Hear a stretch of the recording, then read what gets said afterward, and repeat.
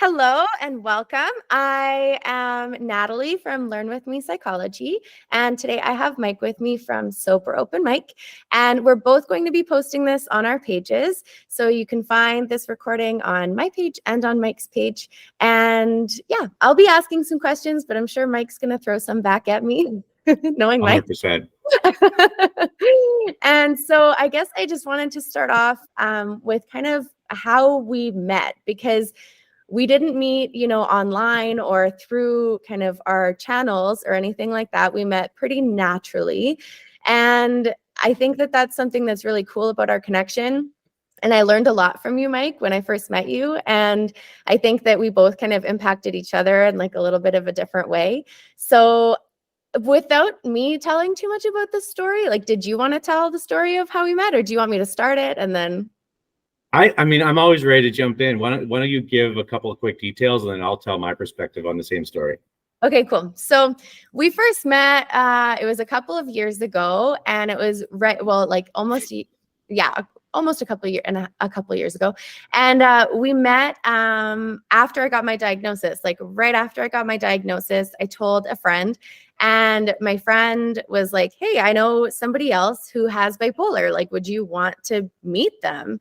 And immediately I was like, yes, because I hadn't met anyone with bipolar before, other than myself, who had just been diagnosed. And so we met up. I texted you and we met up for a coffee, I think it was. It was like a later coffee in the day. And I think we probably didn't get coffee. We probably got like tea or something. Because it was like, I remember it was maybe a chai tea, like with the potpourri in it. Like you're like, why are there flowers in my tea? Yeah. Yeah. That's what I got. Okay. And so we met kind of, it was also winter though. It could have been like 5 o'clock and it was dark. I don't know. Oh yeah. I remember now, the walking White Ave, and it was cold and like, yeah. It was cold and icy. Yeah. And so we met up, and you helped me a lot, like in my journey of kind of coming to understand what bipolar was. And that, I think, saved me a lot of time from like getting my diagnosis. I think there's this period of time where you feel kind of like alone, and you feel alone in your diagnosis, and you maybe don't know anybody who has the same diagnosis as you. And I think that you saved me a lot of time there in being able to meet you kind of right away, instead of having that period where I kind of, because I had that period, but it was pretty short because I met you. It was like a couple of weeks after. So that's kind of my version of the story. And then I have follow-up questions for you after we kind of talk about the general story about kind of your messages and things like that. But what's your version? Amazing. Yeah. So we had known each other slightly longer than that, but not one-on-one. Just like I knew you through that other friend that we were talking about, right? And I just remember you always had like this great bubbly personality, and you were a really fun person to be around, but we had never really connected, right? Which is funny, because when I got that text from that other friend about, hey, this person has this diagnosis, because she talked to you, I was like, oh, I can see, like, I relate my personality a little bit to yours, right? I'm like, oh, but she's got this mental health thing now, right? And so I could see that like connection of like, okay, we have similar personalities now, we have this similar diagnosis. And so I remember being excited, like there was no question, of course I'll meet up with you, right? I'm like, yeah, because I can, give something to you, etc., right? And I just want to jump way ahead in the story really briefly. So Natalie and I, we met in to talk about bipolar and everything in like the fall or December, we were saying 2021, right? And you're just freshly diagnosed with this thing. You're like, what do I do? What medications do I take? How's all that work? All this stuff, right? And then we met, I think 2, maybe 3 times. And then Natalie moves to Kelowna, right? Yeah. And I didn't talk to you. We didn't like purposely stop talking, just we stopped talking, right? And then I start this Sober Open Mic channel. Natalie pops into my DM on Instagram, and she's like, hey, this is great what you're doing. By the way, I'm doing this other thing. Okay, so following the story, right? And I didn't click her link. We're rapid firing messages. I didn't click her link. Then Natalie gets back to Edmonton, wants to have coffee. We're sitting on the balcony, we're visiting, and she's like, hey, did you check out my link? I check out Natalie's link. Boom, she's got like 2,500 Instagram followers, and she's like turned this thing in her life that in December of 2021 was disruptive, uncertain, like, what am I going to do, into a beautiful thing, right? And now, that's one of many outcomes that could have happened. Even thinking of you moving to Kelowna and everything is like, maybe that won't work out. Like that's a possibility, right? When you get diagnosed with mental health, and here you are, like, boom, sharing everything about yourself and making an impact on people in this world on Instagram because you're sharing, hey, I have this experience, and these, all of the stuff that other people share is based on their like book knowledge, and you're doing it based on, hey, here's my life knowledge of my mental health and how I can impact people. And so I had like this, I'm like, what the F is going on? This is amazing. And then Natalie's now doing counseling, right? She's moving into doing masters in psychology, all these things. I'm like, holy shit, like you went with bipolar and you're like, boom, I'm just going to be healthy and impact people. So I want to edify you because that's like, that inspires me. And I think you're amazing, Natalie. So draw me back into the story if you want now. Oh my gosh. I need you as my hype man every day. Thank you, Mike. I'm serious. I'm just like 2,500 because I'm trying to get my own followers. I don't really know how it works. And you're like, hey, yeah, so I started this thing and like, I don't know, impacting people, like whatever, no big deal. And it's beautiful, right? And so that's something we can talk about too, is how this idea of diagnosis and mental health and what happens if you turn it into something that helps people and helps yourself in the process. And that's what you're doing, right? 100%. Well, and I think that really ties into the next kind of question I had for you, because I remember what you told me when, well, I vaguely remember, right? Like my memory, yeah? But I remember what you told me when we met like the first time. And my question is like, what would you say now to someone who had just been diagnosed? Because I remember what you said and it was really impactful, but I don't want to tell you what you said. I want to hear what you would say now. Oh man. Okay. So I did. So my first picture was, okay, someone who's just got it comes to me, wants to know. And I'm like, I would just tell them about my life in the present, right? I would say I take medication at night, but unless we're having a podcast or a video chat about bipolar 2 specifically, it is not a word that comes up in my life, right? It's not something I even notice the effects of anymore because I've managed to dial in long-term routine, long-term health. And I take these little pills and they're like vitamin C, right? Like I'm blessed now. It's been, for me personally, I would just tell them my story. So for me personally, the last time I had an episode of like clinical depression was in 2018, in the fall. And I almost went for, what's it called? Shock therapy, right? I came very close to shock therapy, but I was working with my psychiatrist and I ended up he gave me a new antidepressant at the time to kind of stack the meds. And then I came through that. And then I haven't returned to that point. Doesn't mean I won't ever, but there's really a pretty good chance I won't ever if I can keep up all these routines. So I would tell that person like, hey, listen, in the moment, this seems like a problem, but what if it's kind of a solution? That's what I would say, right? Like, what if this is sort of a solution? You're going to have to go through some ups and downs.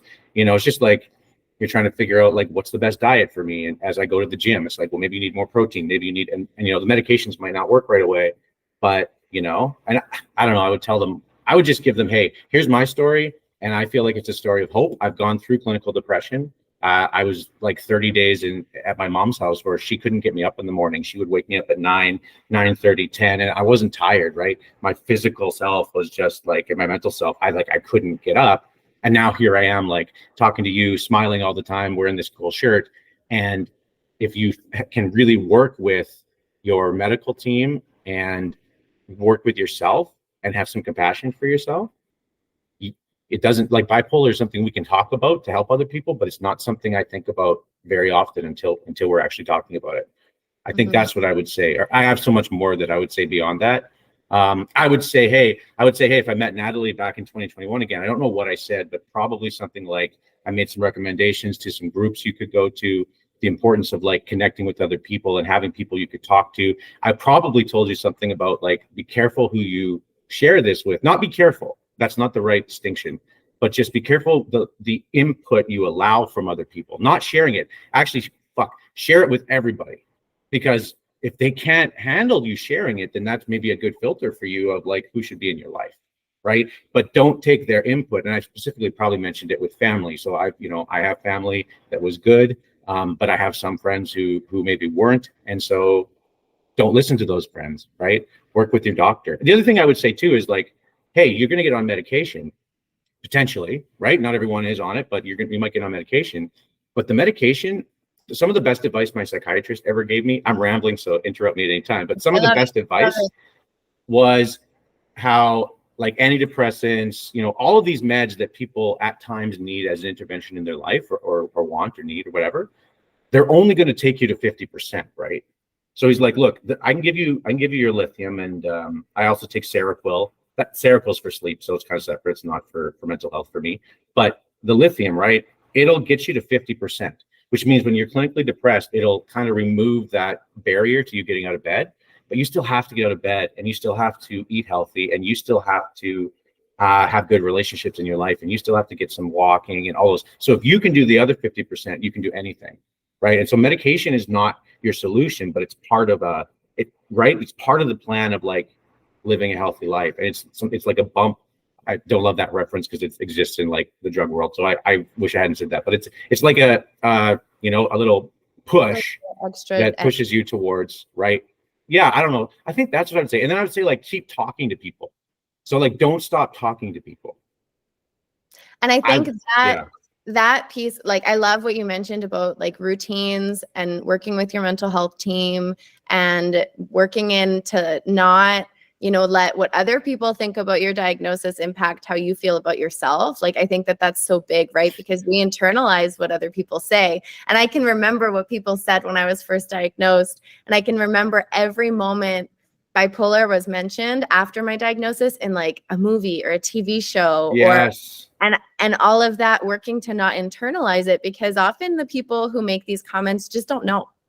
Well, oh man, there's so much to that, right? Like I even have a friend now, and sometimes we hang out, and occasionally he'll reference some girl or some person or they're bipolar. And I used to be like a couple times I was like, dude, like I have that disease, like stop using that word. But then I realized he's not purposely using it to offend me. He's like, literally, that's the word that society's using. Now I could still probably say, listen, I've told you 3 times, right? Yeah. But I have more compassion on he's not making a jaded reference towards my mental health. That's literally a word people use to describe ups and downs in someone. And you know what I mean? And it's like, you do know what I mean, right? But anyway. I do. That's a whole other thing. Do you know what I mean? For anybody listening, I say, do you know what I mean all the time? And Mike always catches me and he'll go, oh, no, I don't know what you mean. I've been using it though. I've been using it lately. I've been saying, do you know what I mean? Like, I think it's such a crazy expression, not crazy. Let's drop that word, but it's it's a broad expression, because when you're using it, sometimes it's just finishing off the sentence, or Natalie's like finishing off her thought. But we're all asking each other that question all the time, even if we aren't verbalizing it, right? Like you're expressing something to someone you're dating, or you're expressing something to a friend, and you're like, man, like, do you know what I mean? Like, do you like? Yeah, you don't. Seen. You just want to be heard. You want to be seen, and it's so hard because like other people can only know us maybe 90% at best if you were married to someone for 60 years, right? Nobody knows you except yourself. Nobody, right? Anyway. But I think they can know what you mean sometimes. I think so. Yeah.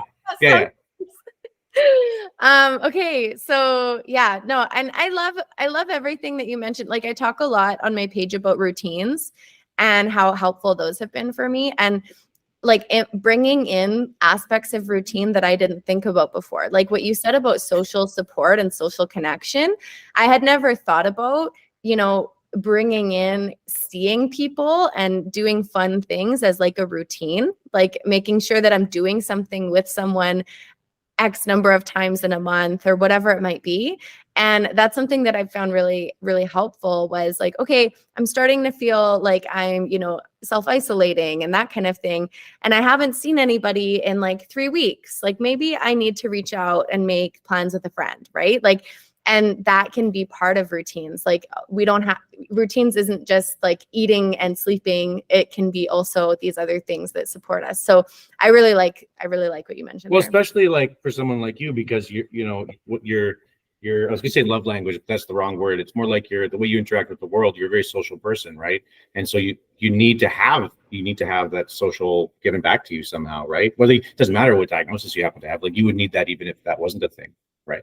Well, and I think what's interesting too, right, is like depending on where you are in kind of your like dips, like I call them right now dips, because I'm things are managed in a way where I'm not experiencing the high highs or the really low lows, but I do notice those little dips, right? And so when I go and I dip a little bit lower, are you sitting down? Yeah, we're sitting down. Keep going. When I do dip like a little bit lower, I'm able, after a lot of kind of self-reflection, to notice like, oh, I canceled plans because I wasn't, feeling well. And then I, avoided making new plans, and I did this, this, this, and this. And so even though I am a very social person, when I am dipping low, I notice that I start to stop seeing people, and I do that self-isolating piece. And it's something that, like, there's all these pieces, like, it's to fight back against that. Like, I will hate making plans, and I'll hate every minute of it. But I'm like, let's go for coffee next week, and I'm struggling typing that text message, and then I'm regretting sending the message, because, and this sounds so bad, because it's like, obviously you want to see the person you're making plans with, but it's this dip that's just, it's a symptom, right? It's not you, it's this symptom of like, no, I don't want to see people right now, but I know that if I see someone, I will feel better. Just like exercise, just like eating well, just like all of those other parts of routine. And you don't want to be asked, right? Like when you're feeling that way, you don't want to meet up with people because someone's going to say, "Hey, how are you?" And you don't want to answer the question, right? You don't want to answer the question. That's what it used to be for me. Like I can remember, yeah, like you don't want to answer the phone because you're like, I don't want to tell you how I am, because which isn't good, right? And so if you can track that over time, like, oh, I'm not answering text messages from people that I actually want to talk to. Okay, wait, I have to maybe make a change to something, right? Yeah. Yeah. And I think too, like, surrounding yourself with people who you can be open with, right? Like the relationships that I have since my diagnosis, where I can say like, oh, I'm actually feeling pretty low, right? Versus before my diagnosis, when I wasn't feeling well, I didn't really have kind of the language, and I hadn't prepped my friends to know what was coming. Like, okay, when I'm low, this is like kind of what I need. You know what I mean? Like I hadn't prepped them that way. And my family too, they didn't know kind of what to expect. And they didn't know that, okay, it's fine for Natalie to be low. It'll pass. And we can just be supportive during those moments, right? It's not like this. I feel like people get uncomfortable. They're like, what do I do if you're not I have to make you feel better. And it's like, it's going to pass, but you're probably not going to be the thing that makes it go away, right? Like I'm still going to get home. I'm still going to feel tired. I'm still going to maybe not, but I will probably feel a little bit better after having some time with someone I care about, right? But to expect somebody to bring that completely up the opposite way, I think is, unrealistic. And if they know that they're not going to make that huge impact, but they're just going to have this little impact, that's good enough, right? Yeah, I don't think there's a difference either, though, between the types of relationships you should have in your life if you don't have a mental health and the types that you should. In the sense that, like, really, the relationships you have now are probably the relationships maybe you always should have or always could have had. I hate the word should, I'm trying to drop it totally. But like, you know what I mean? Like if people can't, like, if your friends aren't able to accept you kind of in the moment you're in, or you can't communicate with them that, hey, I'm just a little low today. Like, and then, maybe they want to ask you why, which is probably fair. And then if they always have to jump to, well, hey, just think positively, which there's some truth to that, but it's not necessarily what you need. And I don't know. I always think with bipolar too, right? That a lot of the things I think I need with my health are actually still things that would have made me healthier anyway. Mm-hmm. And I think too, I guess I wasn't super clear when I said that, because what I meant was the quality of relationships, because they're the same people. So, interesting. Yeah, it's so what? So are you trying to say that you have better relationships with the same people now that you have this diagnosis? Sounds like it. Yeah. So I'm saying that, yeah, Master Interesting. Mike. Interesting. What'd you call me? I'm Master Mike. That's an interesting takeaway. I don't know, but go on. Yeah, I'm just more open with people, right? So I think people know that they're getting kind of the authentic, like, part of me, versus me just kind of trying to kind of cover it all up. And I guess the difference is probably with me, right? Like I didn't feel like I had authentic relationships with people, because when I was in a low, which was pretty much all the time, except for my little spikes, when I was in a low, I didn't feel like I was being authentic with my relationships, whatever kind of relationship it was, because I was pretending that I was, more baseline, and I was enjoying things, and I would tell them what they wanted to hear, right? And that doesn't build a strong relationship on both sides. It's possible that on the other side they felt like, Natalie's sharing, Natalie's doing everything that she usually does, right? But on my side, I was like, yeah, I went to the football game, but I still feel sad, and I went to bed at 8 p.m. because I have been thinking about going to bed all day, and finally I can go to sleep and wake up tomorrow 12 hours later, right? Like I didn't share those parts, and that's really what I needed to be sharing, was what I was actually going through. And I think now I know enough about my diagnosis that I can share in a way that other people understand a little bit better. Like I can say, like, I'm feeling like a little bit isolated right now, or I'm feeling, a little bit rejected right now because, I tried to make plans. This happened a couple weeks ago. I tried to make plans for my birthday, and I was like, everybody was busy, and I was like, you know what? Like, it's fine, right? I'm allowed to feel rejected. I'm allowed to feel that way, right? But I had the kind of experience with this that I was able to talk to my friends and say, like, I am feeling a little bit rejected right now, but like, and I am feeling sad, and have that authentic conversation with them. Whereas I think before I would have been like, oh, no, it's fine. Everybody's busy, right? But now I feel more authentic in my relationships where I can share that. I can say, I actually feel pretty rough about this, but I know it'll pass, and I know it'll be okay. But like, I, genuinely am feeling something, right? Whereas I think before I just pretended everything was fine all the time. And that's not, I think, for me, how I build authentic relationships. Yeah. Any thoughts? Oh man. We're not going to get to all our questions.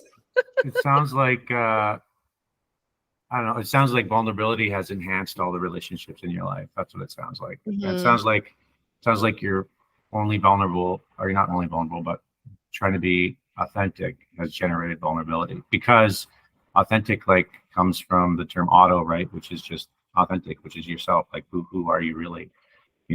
And it's funny that like you break up your life into these categories, which isn't always valuable, but pre your diagnosis and post your diagnosis, right? Before, you were still experiencing all these highs and lows, right? But you weren't able to, you were expected to fit into some societal, like, hey, don't feel down, don't feel blah, blah, blah, right? Mm-hmm. But somehow now people are like, oh, you have this thing. And now, okay, now we'll connect with you. And now you're allowed to feel, that's an interesting kind of thing, right? That's like, now you're kind of allowed to, like, oh, I have it too, right? Oh, I have bipolar 2. So, okay, then you can, people are more accepting of the vulnerableness or the shift in personality, or the, like they can be more accepting, but it's too bad that they can't accept that free, Well, I think I would disagree that they couldn't have. It was me, right? That wasn't right. You weren't telling them the truth, so they couldn't respond in truth to you. Yeah, who knows how they would have responded, right? But I felt like I had to hide it. And I think that's a big part with the depression side of things, right? Is like, you feel like for me at least, I felt like I had to keep it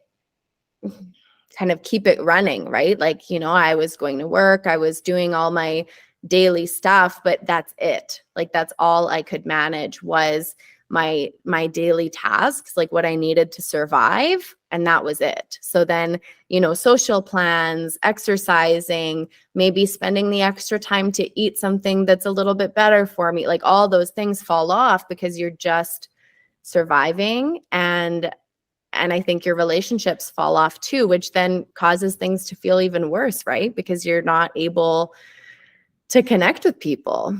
And so it's like everybody talks about how it's a spiral, right? Like once you're kind of in one of those zones.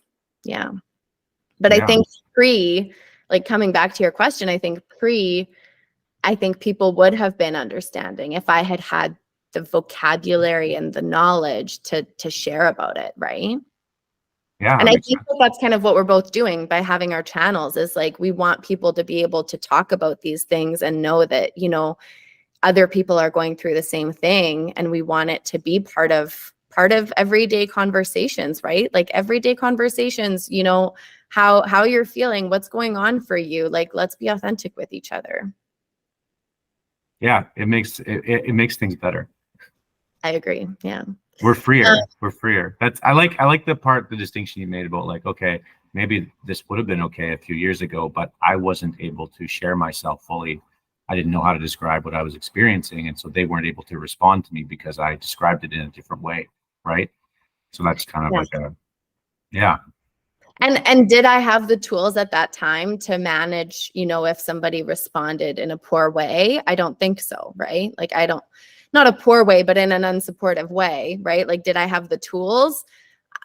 I don't think I was ready for that kind of that sting of, you know, I shared with you and now I'm getting something in response that isn't supporting me, whether they're trying to be supportive or not, right? Like a lot of people are trying to be supportive and sometimes it just hits the wrong way, and everybody has the best Yeah. intentions, but it just goes wrong, It's right? like it's like when people say at a funeral, you know, somebody dies and they're like shaking hands at the end. They're like, well, you know, that's tough, but hey, everything happens for a reason, you know?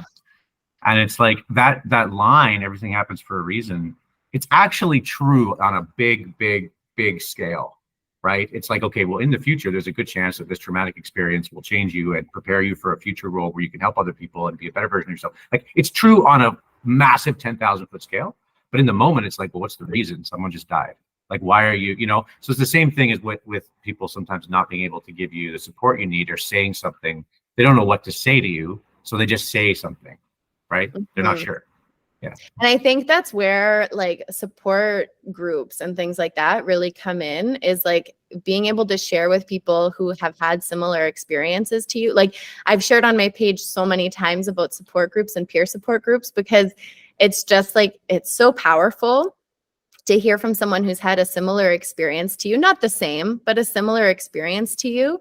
To hear from them, like, you know, like, I've been through something similar and it genuinely can change. Like, you know, things can get better. I'm not saying it will tomorrow. I'm not saying it will in 6 months, but like, it is possible because it happened for me. Or to hear from someone say, you know, even just, I've been in situations where I've felt hopeless as well. And, you know, I'm right here with you, right? Like, to hear kind of those messages of hope and those messages of kind of companionship, I think can be really helpful. And I think you started me on that journey, right? Of like, we met and that connection was helpful in me valuing the way that connections can help with my mental health, right? Like, connections are important, and we weren't meant to do this alone, I don't think, right? Like, we were meant to support each other. So yeah, big picture. Oof, love it. Do you want my next question, or do you have thoughts? I think my thought would be about the support groups and stuff, or with my own journey with sobriety and mental health and all of it, right? Like, I've been to AA on and off. Like, I never went from like a few weeks in a row. It was like, check it out, whatever. A lot of times just because I was lonely. I was like, I need a good place to go. I'm going to go there. And like, you know, you don't have to agree with everything that happens in a support group, even a bipolar support group, right? You're going to sit there and someone's going to say something that's like, ooh, that's not what so the takeaway is, take what works and leave the rest. So in life, right? It's like if you start going to, let's say you go to a church and they have a sermon and you're like, ooh, 80% of it was good, but I really disagree with 20. It's like, well, then take the 80. Don't worry about the 20. Just right. So I think with taking in all, you know, the idea of connecting with different people who may have the same illness as you and may have similar experiences. It's like, I've been to group therapy in rehab, and the value of that was hearing all these different people around me in the room who have, you know, really extreme addiction, but then hearing their life circumstances, because one, it connects you to the fact that, oh, we all have something. So that means I'm not the one that has it, just me. It's not just me. Everyone has it. And it's all a slight different version too, which allows you to have like, you're like, wait, so like my life circumstances are both unique and not unique at all at the same time. And so there's solutions to be found, right? And so maybe, oh, I could have compassion for myself, right? So then it's like, even with mental health, you can go like, oh, this isn't about like something I've done to myself necessarily. It's more like, oh, it's this now. And now there's solutions right? So if you Mhm. go to if you go to group therapy, like even if you go, it's like going to a counselor or a psychologist. Like I've been to a grief psychologist when my father died, and like she was great, but like some of it wasn't great, right? But a lot of it was. And so if you focus in life, we always do this. We focus on the, like if you go into your bipolar support meeting and you're like, well, let's see what all these depressed mental health people think. You know, it's going to be a bad experience. But if you go in thinking, hey, I'm just going to take one thing away from this, then that would be my piece of advice with all the support group stuff. Just take what works and leave the rest, you know? And that's a really good point, right? Because there are just, and somebody shared this recently. They were sharing, and I can't remember who it was, but I've seen it a couple times now, and they were talking about a different diagnosis. But I think it applies to any diagnosis. Is like once you've met one person with a given diagnosis, congratulations, you've met one person with that diagnosis, right? Like everybody is so different. And so there are things, just like you said, we're infinitely unique, but we're also similar in some ways. And in those similarities, we can find things that work for us. Well, and you know, this is one of my favorite expressions. I've done videos on it and everything. I learned this expression in rehab, and I think it applies both to addiction, it applies to your bipolar, it applies to mental health, your life, your relationships, everything. And it's like the concept is terminal uniqueness. Terminal uniqueness. And so an example of someone who's terminally unique is, you hear there's always like the guys, let's just say he's middle-aged, he's been drinking forever, he's drinking in the garage, and he looks at you and he's like, listen, you would drink if you had my wife, right? And so the idea is that my life circumstances are so unique to me that I cannot find a solution. There is no solution, right? When you go to a meeting of people, it's like they don't have your wife, but they are using this addiction in a way that's disrupting their life due to stress in their life. So that part is completely the same. So what if you could get help, right? Mm-hmm. So I think and I had that in my rehab journey of like multiple times. I'm like, I don't drink too much. But of course, everyone says I am, right? But I'm like, it's no big deal. Like I'm employed, I'm got sales, like I'm rocking it. Nice suits, here we go, right? And it's like, wait, this is disrupting my life. Maybe these people in the group could share something that would help me. So I am unique, but my response to trauma and problems in my life is not unique. That's everyone, right? Yeah. Yeah, I really resonate with that, because I think before, like, yeah, you're right. Putting things as like before and after diagnosis isn't always helpful, but I think in some ways it can be, like for me, because before I was diagnosed, I definitely thought like I was the only one feeling depressed, right? Like I was like, okay, everybody else is, feeling fine, and everybody else, probably feels a little, they either feel like me and they're just better at hiding it, or they don't feel like me at all, or I don't know, but it's me that, somehow isn't managing this thing properly, right? Like it's me that's somehow doing something that isn't working or whatever, but I don't know what that is. And I can't ask anybody because obviously they don't know because they haven't been through it. But then once I got my diagnosis, I was like, oh, I'm like part of this group of people now who has this similar experience. And that's been really helpful, is just those similarities of like, even just getting little advice pieces. Like I've gotten little pieces of advice from group where I'm like, wow, like this, exactly like you said, would have been helpful, just in general, but it's especially helpful right now because I'm being so explicit about my routines, right? But it would have just helped me live a healthy life. And I've heard a lot of people say too, right? Like all those pieces that help you live a healthy life without a diagnosis are the things that are going to help you live a healthy life with a diagnosis too. I think that's you maybe see that 100%. It's not different. It's just all structured differently, and they call the psychologist, oh, she's a bipolar, blah blah blah. It's like, no, but really this is good for everybody, right? Like, sleep routine, food, gym, exercise, eating. Right? It's like, that's good for all of us, by the way. Anyway. And not feeling like, I've been trying for myself, right, to not feel like it's this extra burden, right? Like I would be focusing at this point in my life on taking care of my body, taking care of my mind, taking care of all of those pieces of me anyways. Like I'm at a point in my life where I think that that's important. And I think that would have come as well, right? Like even without a diagnosis, I would have, hopefully come to a place where I'm, wanting to do these things anyways. So I've been trying for myself to think about it less as kind of this thing that I have to do, but more like, okay, I'm transitioning into a place in my life where I'm taking care of myself. And I think that's a good frame. I like that. Okay, so we've talked about a lot of things, and I think we've answered a few of my questions without even so I think I'm going to leave the bipolar piece aside because I had a couple of more questions about that, but I think you already answered them. And now I want to hear more about Sober Open Mic. So why did you start Sober Open Mic, and kind of what has your journey with that been since you started it, or why did you get there, or what do you want to share about Sober Open Mic? So, I was sitting in Joey's in Sherwood Park. I believe it was like the first weekend in July, and I was with my friend Maria and John. And I've been going through this process of, I've done sales forever since rehab in 2017, and I've invested in businesses, and it's gone well and it's gone bad. And so I'm trying to find my next thing, and I'm looking online at different jobs. And I noticed that when I'm trying to apply for something, they'll say what's your greatest leadership quality? Or they ask fancy questions. It's 2023, right? What would you do with $1 million? Anyway, the point is I keep answering this question with, I've been sober almost 6 years, right? And so I'm telling the story to Maria and John, and they've slowly been nudging me for a long time in life in really positive ways.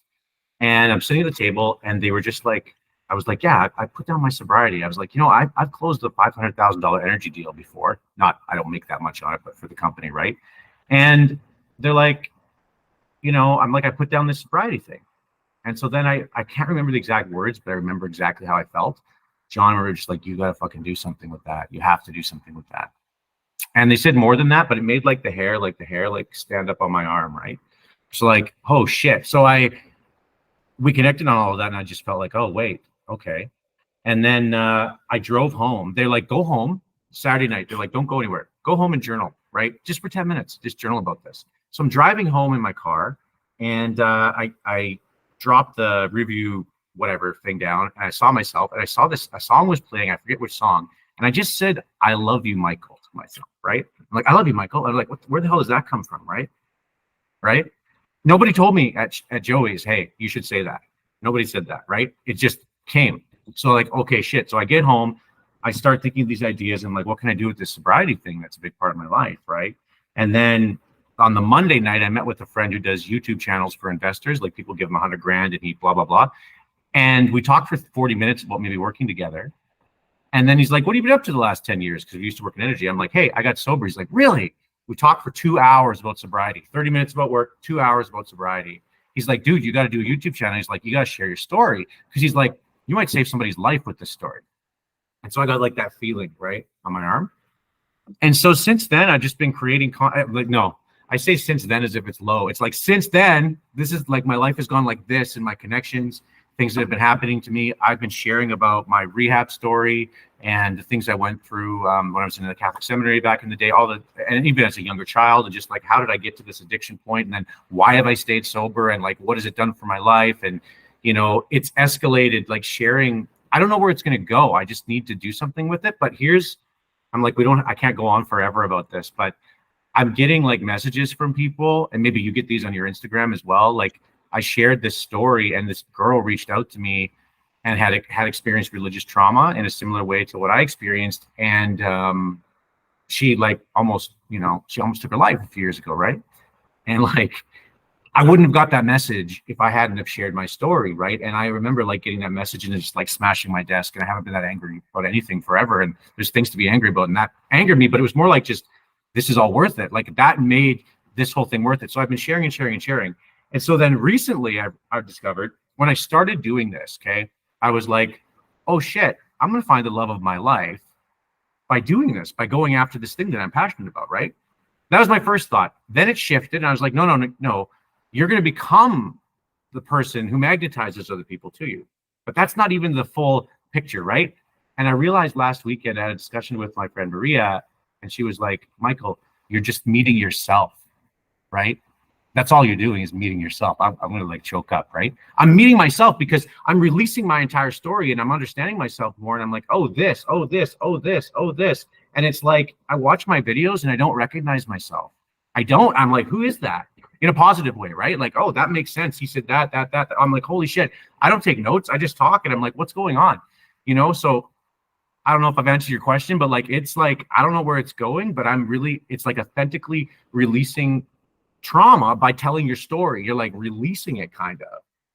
And it's like this beautiful, so I don't know where it's going to go. I've been talking about sobriety. I've been talking about like the Compassionate Intervention Act we have here in Alberta, and that's a little bit political. Yeah, we can influence there, but there's more influence to be had in like the personal realm of like, I don't know what that looks like right now.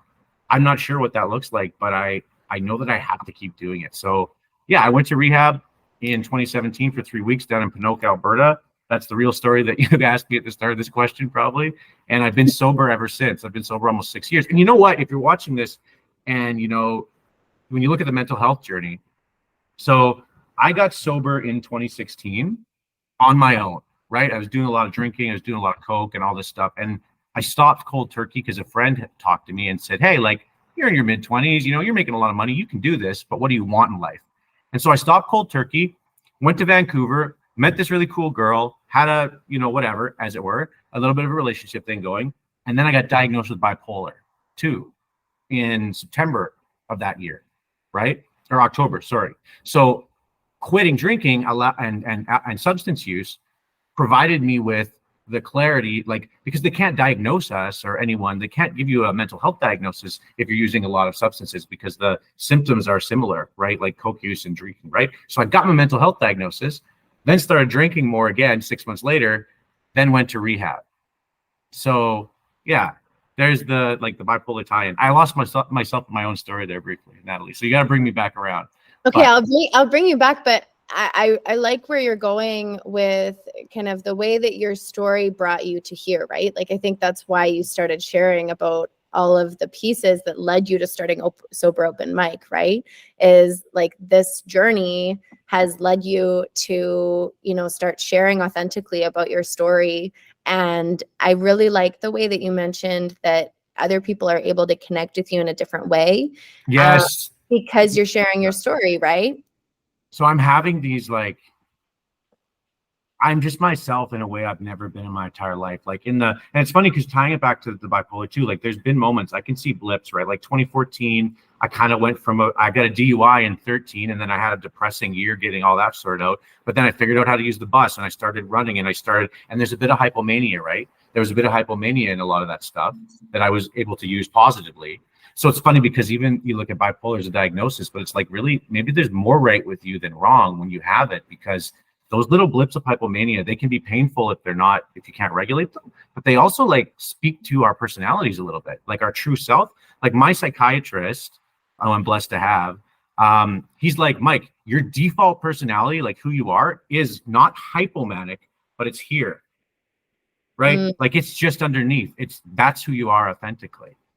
Right. And so I'm more that person than ever. And like I have these crazy conversations with people now, not crazy, like authentic, vulnerable conversations. And people open up, right? Because you open up if you do it first, and you shouldn't. There's a negative version of that. Like we've all been the person on a date who was like, okay, just let them reject me quickly. Right. And then we share too. But this is not that. This is like, hey, I'm just talking about something. Right. Like, oh, yeah. What do you think about blah, blah? And you're right. I'm having the best conversations of my entire life right now because I'm just me. So like going through all that stuff and sharing. So I would say whether you have, an addiction, whether you have a mental health, none of that, it does matter. But what matters more is like that you have a story that matters. And your personal story doesn't have to involve massive depression and stuff. It doesn't matter what the details are. Your personal story, whoever you are, really fucking matters. It just does, And so let it out, right? Like let it go. Anyway.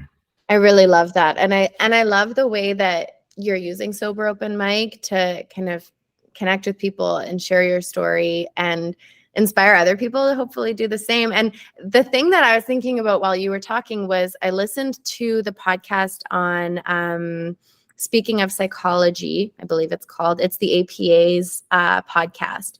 And they talked about mental illness stigma, or yeah, I think that's what they were referring to. And they talked about how like regular people who aren't like celebrities and, have all this clout, like they were talking about how they actually have the most impact on reducing stigma. And so I really like the way that, you know, you're using your story. And, you know, me and you were not celebrities, right? Like we're just regular people doing regular things, and we're sharing about our experience. And I think that that has a really big impact. So even, you know, if you're, you know, you share with that one person that you trust, that has an impact on the way that they view other people. And I did a video the other day where it was like, hey, if I'm the first person that you've met with bipolar, like, nice to meet you. And like, now, you know, when you meet someone in your life, like, they'll be your second person, and you've had time to think about what you would say, right? Because those moments really matter. And I think that they have a big impact. So yeah, I really love what you're doing.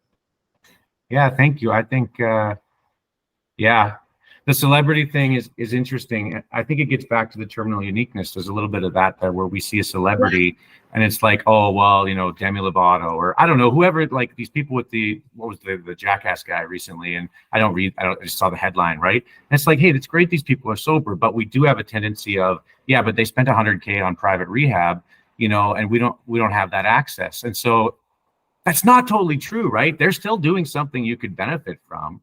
But yeah, our personal stories of like, we're just regular average people doing extraordinary fucking things, Natalie, is what we're doing, but by just being ourselves, right? I don't know. I connected with this guy recently in the day job that I do.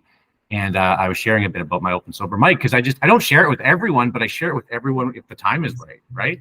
Mm-hmm. And we were connecting, and he's a really like high level coach, psychologist, whatever he is. And he was talking about like, because I went to the seminary for 3 years to study to be a Catholic priest. He's like, well, if you had been a priest, like that authority would be bestowed on you by someone else, right? Someone else is like, hey, you're this. He's like, doing this thing that you're doing is like, this is you. This is bestowed on you through your life experience. So that you like, that's the most authentic. That's what people will connect with, right? And your story too, right? You've actually gone through it and now you're living it. So people are like, oh shit, like, we don't have to connect with that, but we'd be silly not to, kind of thing, you know? Well, yeah. And that's my big thing too, right? Is sometimes I think I post things that maybe not everybody connects with, and that's okay. And I kind of, you know, if you don't connect with, you know, a post that I make about, you know, feeling depressed or whatever it might be, that's okay and good for you, right? Like it's totally fine. But for us to be sharing our stories, I think does help kind of have that little like small impact of like, oh, okay, I've seen this before, right? And one of the most kind of impactful things that people can say to me, like when I tell them that I have bipolar, is like, oh yeah, like I have a friend with bipolar too, right? And that's the easiest thing to say, or I mean, they would have to actually have a friend with bipolar as well, but or like, oh, I've seen, you know, this or whatever, right? Like that is such an impactful thing to me, because it's like, oh, I'm seeing you as a person, and I know another person who has the same kind of challenge as you do. What do you wish they would ask you though? What do you wish they would? Yeah, if you're like, oh, actually, well, I have bipolar. What do you wish the other person would say when they ask that? Right? Well, instead of deep, because they go off like, oh yeah, my cousin has bipolar. It's like, okay, why don't you ask me a question about me? You know? No? I actually love it. People say that they know somebody else, and like if somebody were to say, oh yeah, I follow this page of this person who has bipolar, like I've learned something from it, or I watched this video about bipolar a while ago, or like I think that just kind of normalizes it, right? Like, oh, it's out there, it's a thing, and you know, we talk about it. I think the thing well, yeah, we've talked about this before. There's like a response sometimes that you get from people that's like what was oh yeah, that's that sound. Remember you were sitting here and you're like, oh. Yeah. And we were trying to figure out like, oh, what should we name that? And I don't know, I still don't know what to name it, but it's kind of like an moment, like, oh no, what do I do? Right. But I think there's an important point here, right? And so, you know, I remember when I first, we'll tie this up here, right? But I obviously didn't share it with tons of people, and my story is there's a similarity to yours in that I didn't share with some people because I hadn't previously shared with them other things either. Like I wasn't able to communicate with certain people that were in my life because they were on the periphery. They didn't know the struggles I was going through. So then when you get diagnosed with something, you're also not going to share it with them, right? Mm-hmm. Did that make sense? So, and I remember though this girl, and she was we were in a group, and she shared that her brother, I think, had been diagnosed with schizophrenia. And so it's funny because when I hear someone has schizophrenia, I go, ooh, because I don't understand schizophrenia. I've studied it in rehab. It's a mental health condition, but I still do that. So I almost have a tiny inkling of stigma sometimes towards other mental health conditions that are not mine. I think, right? We have that like, ooh, it's unknown, it's other. And so in that moment, I shared with her, way overshared, or it's not an overshare. No, forget that terminology. But I said, hey, like, pardon? But you shared, right? But I shared, I'm like, I have bipolar too. Like, I got diagnosed. I'm living healthy. Like, it's all good. You're going to be fine. And she appreciated that. But it was in a group of people. And then afterwards, I was like, oh, no one asked me a follow-up question, right? Like, hey, by the way, I have this stigmatized mental health disorder. So we feel that, right? Like, so that's what I meant with I have a cousin who it's like, oh, I just shared with you that I have bipolar. You know, anybody ask me a follow-up question. You know, if I say I have type 1 diabetes, I always get like, oh, cool. Like, are you on insulin? Like, did you eat too much candy? And it's like, well, no, that's type 2. You know what I mean? Anyway, so I want two things, that the stigma, right? Like I have an internal potential slight stigma to something that I don't understand. I have that, and I'm trying to reduce stigma in general, you know? So what would you want people to ask you then? Because I honestly, if somebody doesn't give me the, oh, I'm pretty happy, right? Like I don't, if they ask me any kind of question. You know what? It's not a fair question. It's not a fair question because you'd need the context. Like if you're in a sharing conversation and it comes up, they're naturally just going to ask you more. Like you can't isolate the question to like, oh, you got to ask this, you got to ask that. But I think one thing that I was asked recently that I think did have a really big impact, but it was more in like a one-on-one situation, and it wasn't like I think it does. You touched on something really important. It depends on the context, right? Like it depends on, you know, are you sharing with someone who you have met 3 times, or are you sharing with someone you're hoping to have a deep relationship with? Who are you sharing with? And I think when you're sharing with someone that you either already have a deep relationship with or you're hoping to, I think a really great question that I've been asked is like, oh, how can I support you with that? And when I was asked that question, I was just in shock. I was like, oh, that's so supportive to ask me what you can do. Okay. Like, and in the moment, I didn't even know what to say because I was like, I've never been asked that before. I don't know. And so it got me thinking, right? Like, what can I kind of ask people for and lean on other people for? Because if they're willing, right, and they want to help, like it does make it less lonely. And that is a nicer question. Yeah. Like, oh, how can I support you with that? Because it's sort of like, it sort of skips from the stigma into, oh, is there anything I could do to help? You know, it's kind of a really caring question. It reminds me of 2 things. One, I recently met a new friend, and he heard all about my Sober Open Mic stuff, and we connected a lot. He's really cool. He's a really great guy.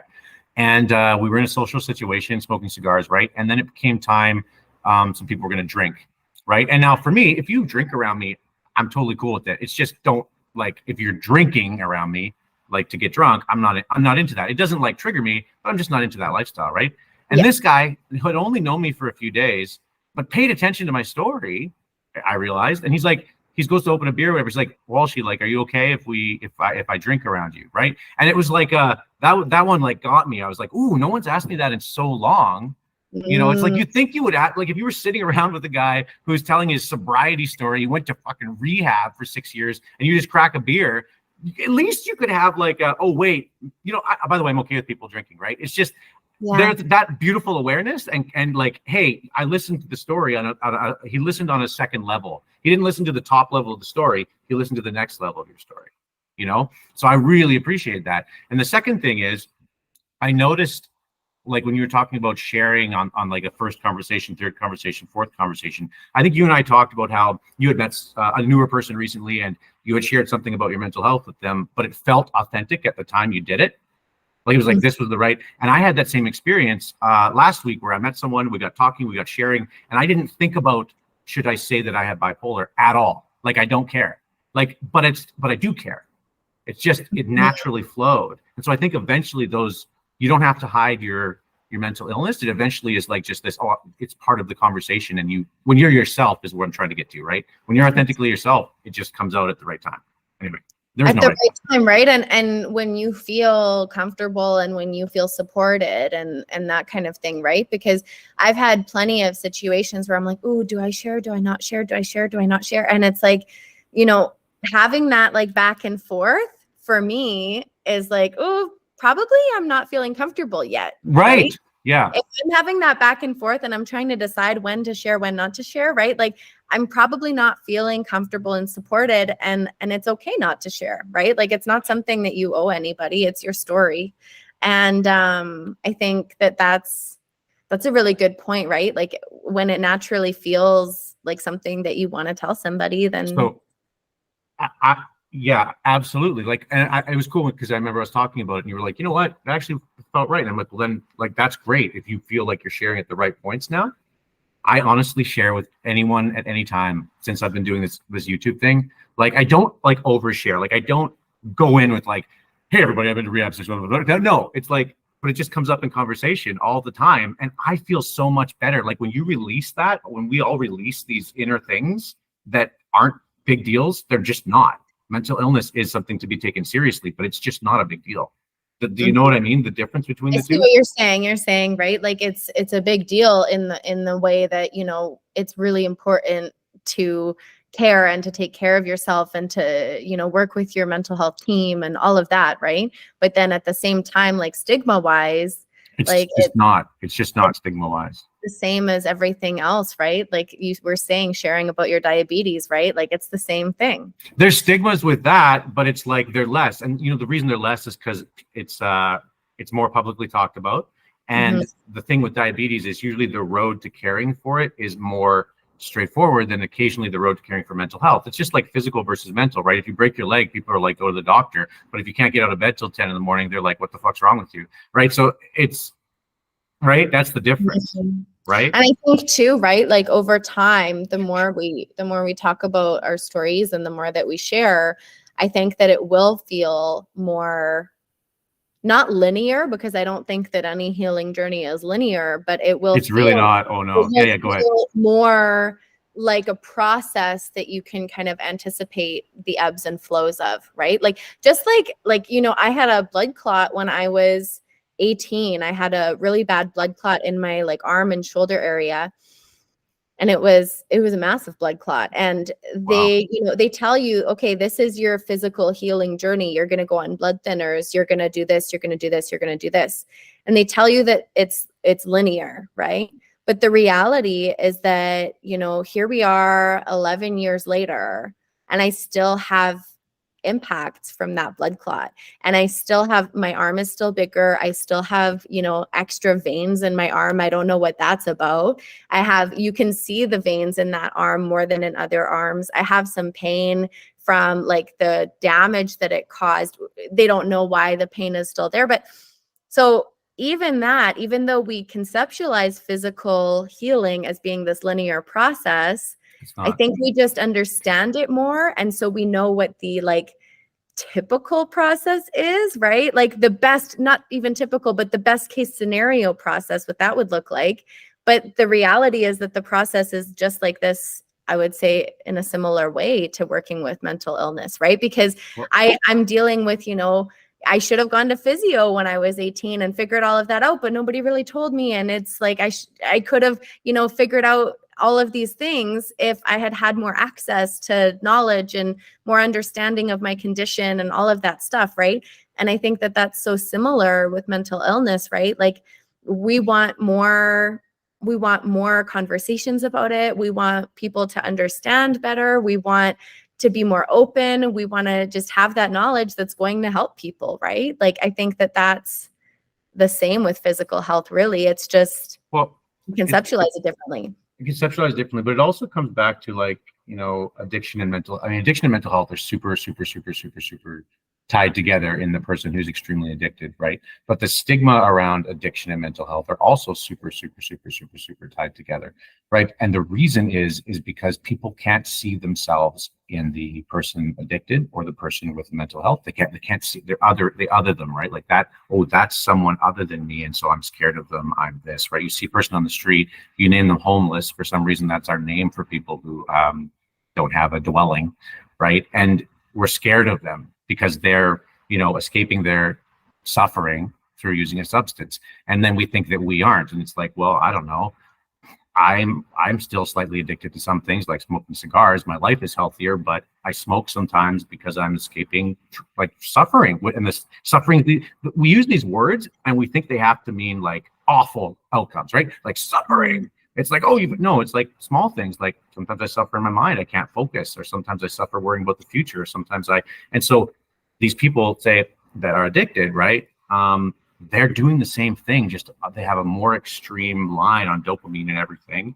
And so, that's where stigma comes from. Stigma really just comes from thinking that that's other than you, right? You don't see yourself in that person, right? I think that piece, right? Like of how do we then kind of battle stigma? What they talked about in that podcast I listened to, because I'm always learning, was like they were talking about how contact has a really big impact, like being in contact with other people who have, a certain diagnosis or whatever it might be, right? Like being in contact, and then also education. But contact was, I think, based on my understanding of the podcast, was like one of the biggest ones, was having that piece of contact of, okay, I've, met Bob who has bipolar. And so now when I meet Brittany who has bipolar, I'm, going to have different ideas about it because I've had this contact.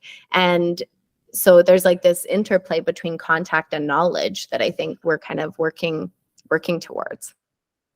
Absolutely. Yeah. Ooh, cool. Okay.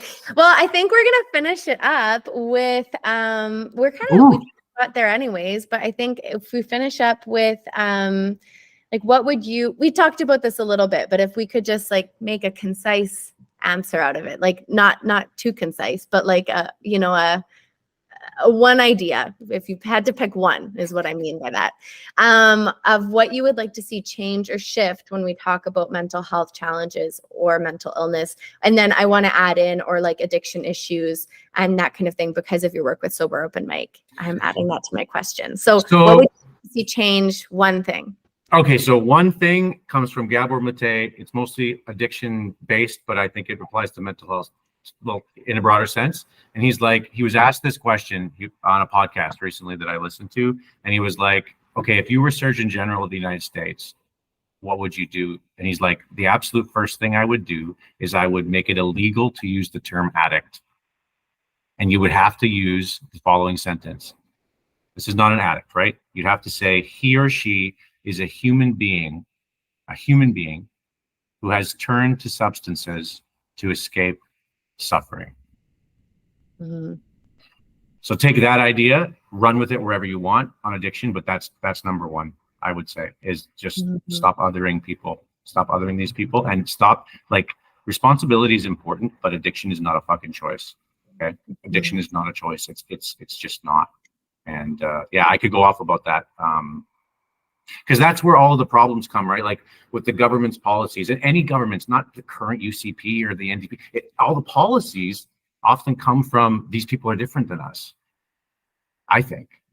And that ties right into like even just learning, like in my courses, right? Like we as humans have this kind of tendency when we see someone else suffering or someone else in a situation that, we see someone else suffering, we do tend to blame that person. And there's a name for it. It's like a certain type of bias.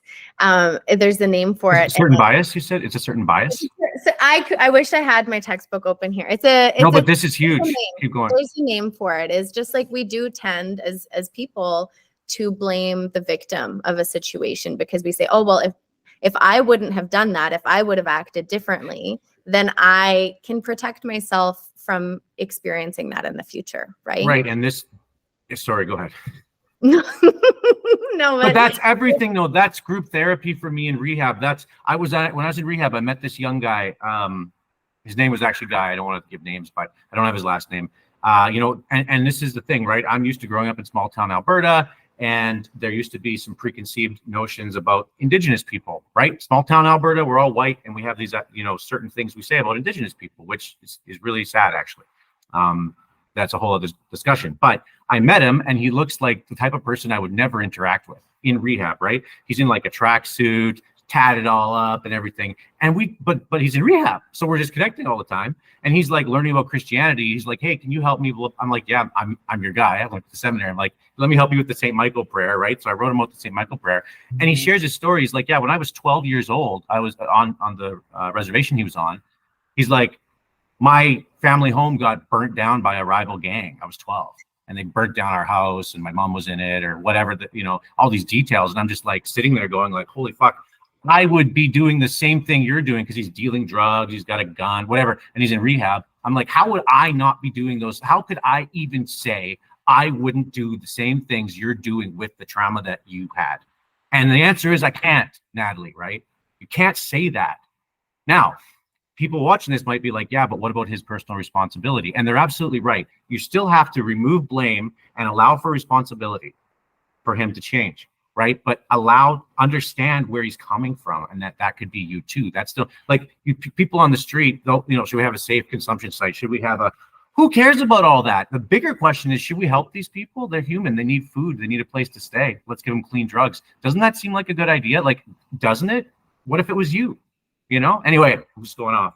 And I think on that topic, right? Like that piece of, not blaming somebody for their situation and thinking that you would have done something different, right? Like knowing that that's our tendency, right? Like how do we then manage our responses? Knowing that that's a tendency of humans in general, right? How do we manage our responses then? Because I can maybe then catch that instead of just letting it play out and letting myself kind of move to blame, right? I feel like that answer is in here because I've been consuming so much content. Like it's in here somewhere, an answer to that. Mm-hmm. I mean, just broadly, right? Like, I mean, just, in a broad sense, like it's a question to kind of reflect on, like, how do I do that in my context, right? Well, it's even like, I know there's so many times in our lives, like, I mean, here's a simple one. Let's just make this simpler, right? You like someone, you're texting them, they take 2 days to respond. And so you want to assign, you have 17 reasons for what that means, and none of them are accurate because they're them and you're you, right? Mm-hmm. So understanding that the things that happen around us, we assign meaning to.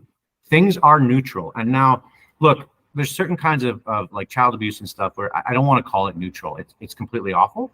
But the vast majority of things that happen in our lives don't have any meaning. We are assigning ourselves meaning to them. Even someone asking you, hey, how can I support you? That has deep meaning for you because you haven't felt supported before and that made you feel comfortable and like you were being seen and all these things. But that meaning is you giving it meaning. You know what I mean? True, right? Like the same thing could mean if somebody asked you that, you might be like, oh, right? Like you might find it to be a supportive question. I might answer it differently. If I talked about rehab and stuff, how can you support me? I'd be like, stop calling people addicts. I would go into I could go like right now, I'd be like, okay, do this, do this, do this. Start asking a homeless guy what his name is. Ask him what his name is. Ask him how his day is. And if you have your stroller, don't. Maybe it's riskier. Don't do it, right? Cross the street. I get it. But otherwise, give him a bottle of water. I'm going to keep going if you don't stop the recording, but I remember one of the most, the homeless one is the one that upsets me the most. And listen, I walk White Ave twice a day. I do it in like a bright suit. I'm living my best life, right? And I don't talk to every person on the street. So I'm not saying, right? Like sometimes you walk by someone and you're like, I don't have any change. I don't really want to interact with them. I don't really want to. And so there is no like perfect version of this, but I still remember a story when I was younger. Okay. It was right after my dad was in this tragic car accident, which is the type of thing that frames my whole life too. And gives me compassion for other people because I was put in a situation that I always thought other people would be put in, not me. And then it was my family, right? Mm-hmm. Which comes back to which is a beautiful thing, right? Yeah. Go ahead. But it comes right back to what we were saying with like, you don't think it's going to happen to you, right? And so you think that you can protect yourself against all of these things. But there's so much value in it actually happening to you. Like, I mean, this is not where we were going with this, but like, I'm grateful that happened. I'm grateful. I want my dad. If he could be alive, I'd be happy. But so much has happened in my life, in my sister's life, my mom's life, that I'm like, that accident actually was beautiful in its own sense, right? Now, that's where everything happens for a reason expression wouldn't have worked on me 10 years ago. I would have punched you in the face, right? But now it's different. So, but anyway, so the homeless, right? Here's the thing, okay? I remember sitting around a table. I was out in Mayerthorpe. People were talking about going in to see the Oilers. Okay, so you got these people. They're farming. They're doing their thing, right? They've got $75,000 trucks. I know I'm making assumptions about these people, but I saw their truck outside. Okay, and they're complaining about people begging for money underneath the LRT on the way to Rexall Place, right? Like, oh, this guy's asking for $10, you know, but we know he's going to just go buy a bottle of vodka. And that was one of the biggest moments in my life where I was like, there's a huge disconnect in what these people are saying. I'm like, you drive in on $50 worth of gas in a $75,000 truck to pay $200 at the keg for your wife and you to drink and eat, and to pay another $200 at the Oilers game, and you have a problem giving $10 to a guy because he might buy vodka? Really? Mm-hmm. Like, how is it that way? Like, how is it that way? And the second story, my friend Safe, the guy I just met, who had asked me about, you know, hey, should I have a drink? Does that bother you? He told me a story the other day. He drives like this 5K like bike thing around, and anyway, he meets this homeless guy. Ernesto is this guy's name. This guy's Indigenous. He's Ernesto. What was his last name? Don't remember. But don't share his last name. No, but Ernesto, right? I'm like, wait, that's not an Indigenous name. That's very interesting. But anyway, so he's sitting on the side of the street, and he like just dumpster dived, and he was covered in garbage and stuff. And Safe starts talking to him. The guy pulls out a knife, and he's like cleaning his knife. And Safe is like, hey, listen, could you put the knife aside? You know, that makes me a little, I want to talk to you. It makes me a little. Ernesto takes the knife and whips it to the point where he'll never get it again. And he needs this knife, right? But what he needed more was the human connection with Safe in that moment. And so Safe told me this story, and it like moved me, because it's like, this guy wanted human connection more than his items, and he's homeless. You know, anyway, I'm going off here. So no, but I think this is a good place to kind of wrap things up, because we started talking about connection, right? Like we talked about that moment nice. where not bad. Okay, we talked about that moment where we connected, right? And how much impact that had for both of us, and how much that kind of, I don't actually know if we talked about it in this conversation, we but didn't. It lit both of us. I wasn't in a great spot, right? Like, yeah. I remember that I wasn't in the best spot. I don't know if we mentioned that, but that brings all these stories together of like my ability to influence you with a positive bipolar experience actually helped me. That was good for me, right? It wasn't good for you. It was good for you also. It was still good for me. Yeah. And so these connections that we make, I think, are just so important. And that's why I wanted to have a conversation with you and kind of share just how, if we could tie all of this up with like a pretty little bow, it would be like, we have this immense impact that we can make on each other by connecting, by sharing our stories, whatever part of your short story you want to share at that moment in time. And yeah, I just wanted to say thank you for kind of coming on. And I know we're both sharing this on our pages, but you know, thanks so much for the conversation and for joining me this morning. Yeah, you're welcome. And thanks for, I don't know, just thanks for sharing your story, Natalie, because that's the truth, right? Look at the impact, the Instagram stuff. You're coming back into my life and giving me like a lift, right? Like, oh, Mike, share more with people, talk more. Because look, you shared with Natalie and you had some slight impact on her, and now she's doing these amazing things. And you really are. So I want to edify you for that. And maybe we'll leave it there. Beautiful person. Thank you, Natalie. Thank you so much, Mike. And we'll see you soon, I'm sure. But yeah, we'll see you in the interwebs as well.